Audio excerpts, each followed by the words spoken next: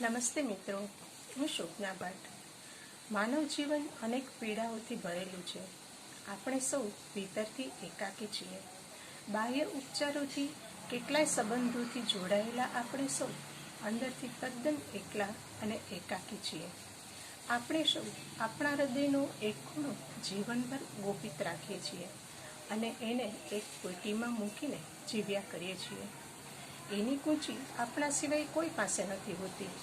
કદાચિત કોઈ એ પેટીને ઉઘાડી પણ નાખે તો એ પેટીમાં મુકાયેલી અંદર ઝીણી ઝીણી સુંદર ક્ષણોને આપણા સિવાય બીજું કોઈ નિહાળી નથી શકતું.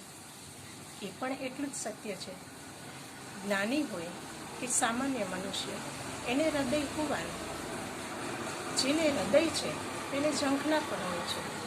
જેવો ઝંખ્યો હોય એવો પ્રેમ પામ્યા પછી જ્યારે એને પરિત્યાગ કરવાની ક્ષણ આવે ત્યારે આપણે સૌ એ પીડામાંથી જીવન પર્યંત મુક્ત નથી થઈ શકતા.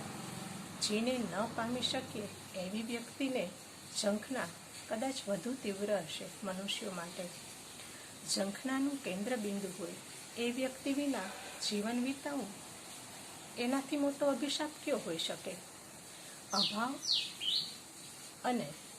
અભાવ અને અસ્તિત્વનો પરસ્પર એકબીજા સાથે અતૂટ સંબંધ હશે. એવો જ સંબંધ ઝંખના અને જીજીવિષાનો પણ હશે શું?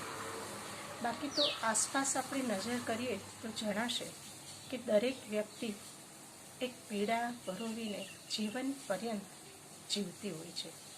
આભાર.